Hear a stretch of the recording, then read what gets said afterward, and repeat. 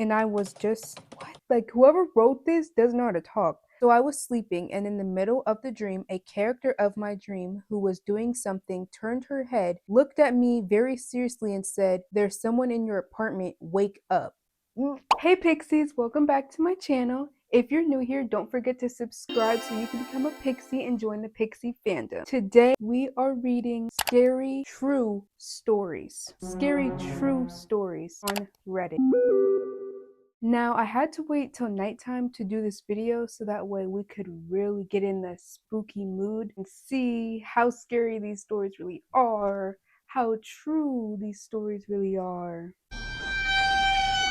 We're gonna get into all of that. Now, there are two requirements to continue watching this video. One, you have to watch the video in the dark, okay? You have to watch it in the dark. If I'm gonna get scared, you're going to be scared too. And two, you have to hit that like button, okay? Okay, I'll make up the rules. I'll make the rules. Let's get started. Now, I'm not gonna lie, Pixies, we're gonna have to speed run this because my phone is dying, so we're gonna have to hurry up. But if you guys really like this series, we can make sure we do a part 2. Let me know in the comments. Here is the first story. A few years ago, I was walking through the woods off the beaten track a bit, and I smelt this really overpowering sweet smell.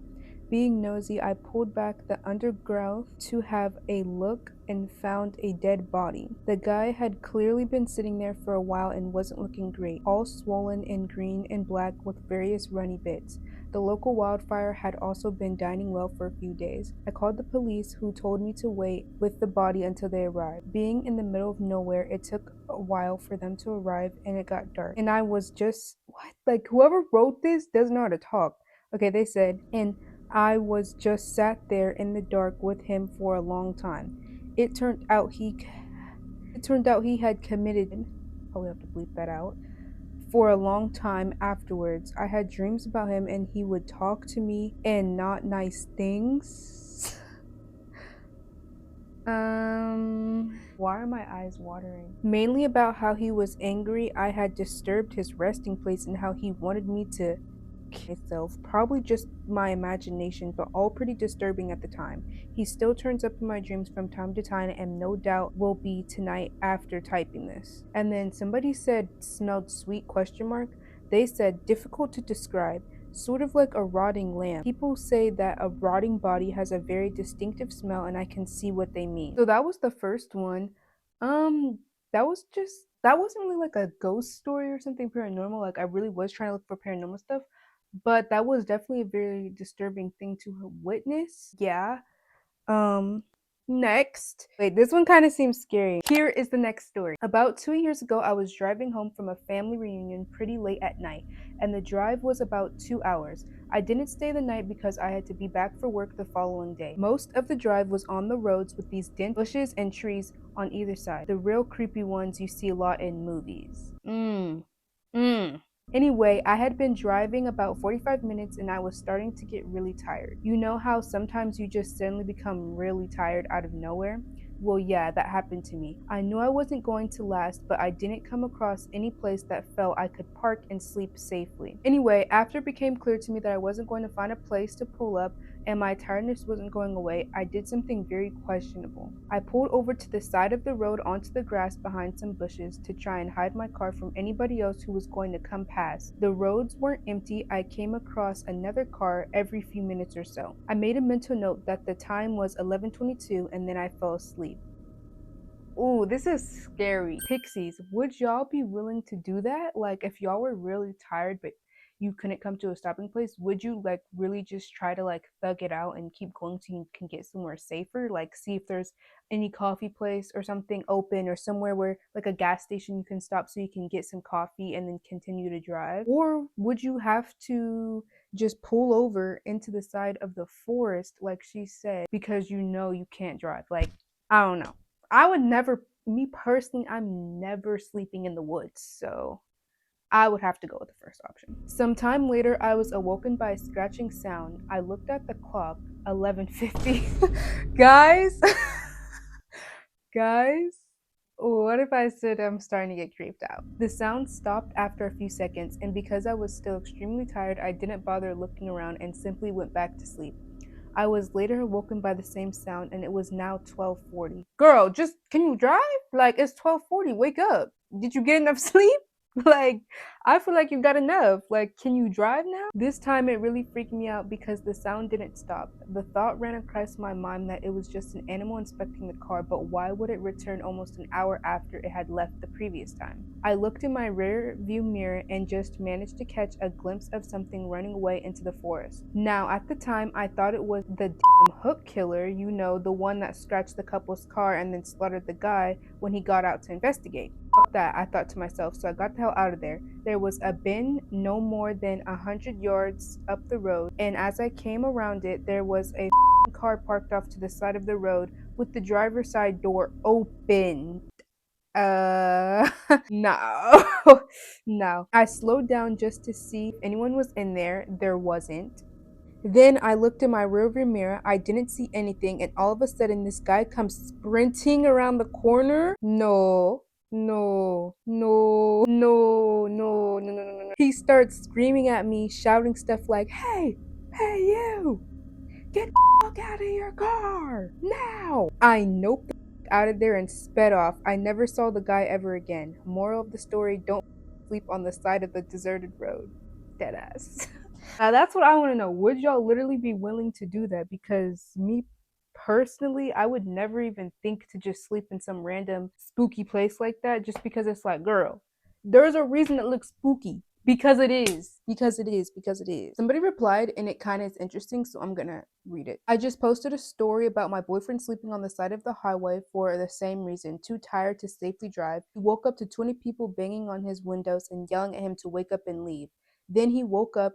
He was dreaming it, but he's always wondered if someone was trying to get him to leave for a reason. Definitely. Because that's a random dream to have, you know? I mean, unless he was paranoid about him actually staying in the woods and sleeping. But the fact that he dreamt that, I just feel like is a sign to like, yeah, let's go. Let's go. Ooh, okay, this one. This one says, so I was sleeping, and in the middle of the dream, a character of my dream who was doing something turned her head, looked at me very seriously and said, there's someone in your apartment, wake up. Gagged. I nearly had a goddamn heart attack and my apartment was empty? Ooh, babes. Somebody said it was you. You were in your apartment all along. Babes. Now, what would y'all do if y'all had that dream? Would you be like, what? Like, would you thoroughly inspect your apartment, looking in everywhere, making sure that nobody's there? Or would you just do like a quick little sweep around, look, see, and when you don't see nobody, you just like go back to sleep? Which one are you? Because me personally, after having that crazy dream, girl, I don't know, I'm packing up my bags and leaving. Ooh, this sounds scary. Sounds scary. Okay, let's read this one. My mother worked in a prison with the VP wing when I was younger. She worked in the education department rather than as a guard. I remember her stopping my sister and I from having hair in ponytails for a while, making us wear it down, and I never really got why. As a tomboy, I hated it, so she let me have it cut, and that was that. When I was older, she explained that a new inmate was in for violating his 5-year-old daughter with a beer bottle which broke. He let her bleed out and then rolled her into a carpet and then put her in the attic. He was discovered trying to move the body. He liked to talk about how his girl sometimes, how pretty she was and how he loved the back of her neck, how little girls with their hair up was what turned him on, how delicate it was, how he could grab it, and etc. She couldn't cope seeing us with our hair like that.